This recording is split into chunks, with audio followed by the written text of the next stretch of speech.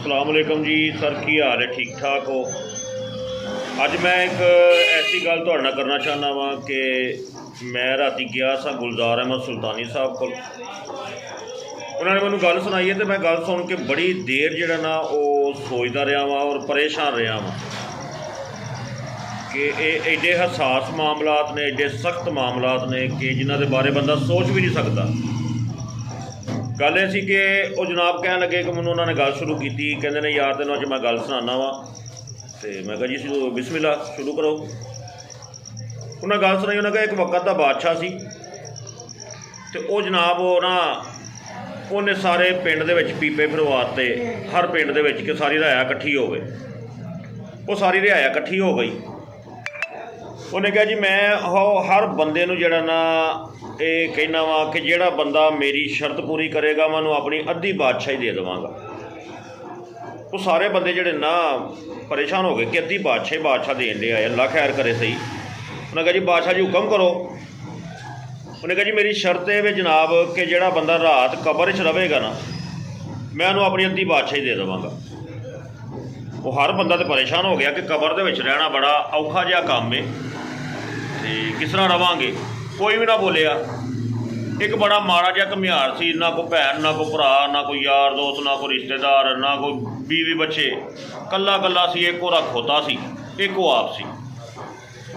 उन्हें सोचा कि यार जरा ना भुखे मरन डे आ, कभी किसी को रोटी मंग कभी किसी को रोटी मंग, तो ये बेहतर है कि बादशाही मिल जाएगी। एक रात ना कवर जे बच गए तो सवेरे बादशाही, ना बचे तो अल्लाह की सुपुर्द मरना तो है ही है।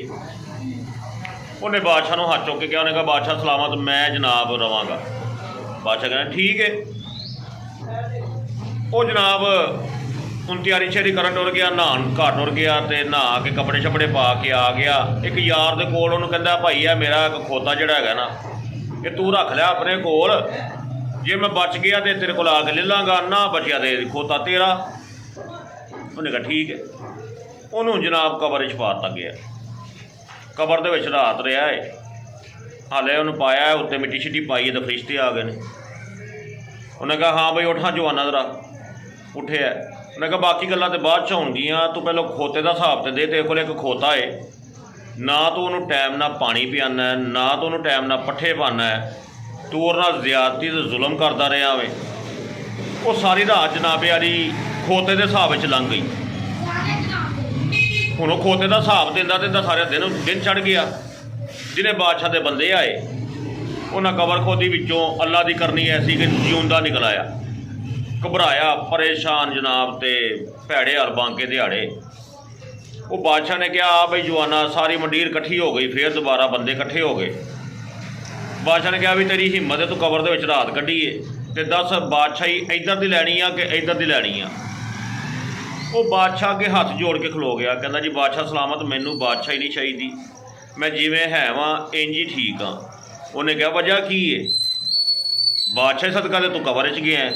उन्हें कहा अल्लाह दे बंदे आ मैं एक खोते का हिसाब नहीं दे सकिया तो ये अद्धी बादशाही के बंदे जड़े ने मैं इन्हां दा हिसाब कित्थों देवांगा। ये गल जिहड़ी जांदी है ना बड़ी दूर तक कि साडे हुक्मरानां नूं सिर्फ और सिर्फ अपने इकतदार दी, कुर्सी दी और इन्हां सलूटां दी, पैसे दी हबस है। बंदियां दा कोई नहीं मामला तो इन्हां दा आवाम भुखी मरदी है मरे, उन्हां दे बच्चे भुखे मरदे ने मरन, इन्हां नूं कोई ऐसी टेंशन नहीं। निके निके बच्चे साडे पाकिस्तान दे विच जिन्ने भी है ने इस टाइम मैं तुहानूं दावे ना कह सकना वा कि 25% बच्चे भी स्कूलों च नहीं पढ़ते पे।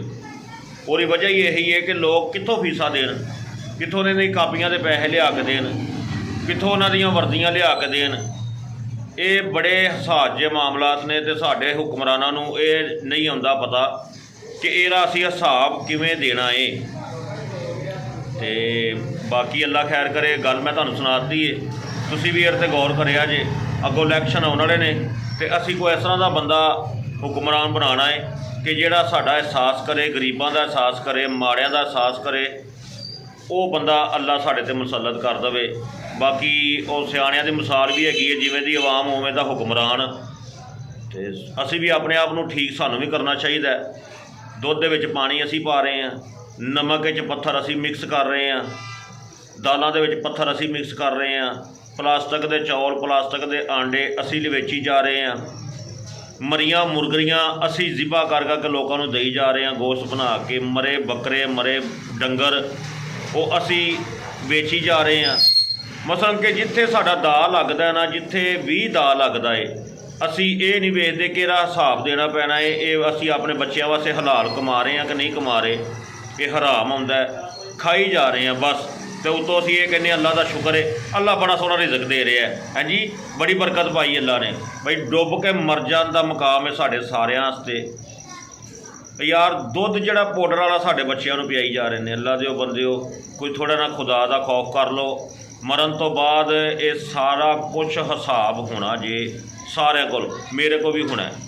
ਮੈਂ ਜਿਹੜੀ ਚੀਜ਼ ਦਾ ਗਲਤ ਕਰਨਾ ਵਾ ਉਹਦੀ ਪੁੱਛ ਮੈਨੂੰ ਜਿਹੜੀ ਹੈ ਨਾ ਅੱਲਾ ਤਾਲਾ ਨੇ ਪੁੱਛਣਾ ਹੈ ਮੈਨੂੰ, ਔਰ ਮੈਨੂੰ ਹਿਸਾਬ ਦੇਣਾ ਪੈਣਾ ਹੈ। ਅੱਲਾ ਤਾਲਾ ਸਾਨੂੰ ਸਾਰਿਆਂ ਨੂੰ ਤੌਫੀਕ ਦੇਵੇ ਹਲਾਲ ਕਮਾਉਣ ਦੀ ਔਰ ਹਲਾਲ ਖਾਣ ਦੀ। ਆਮੀਨ। ਆਪਣਾ ਖਿਆਲ ਰੱਖਣਾ। ਅਸਲਾਮ ਵਾਲੇਕੁਮ।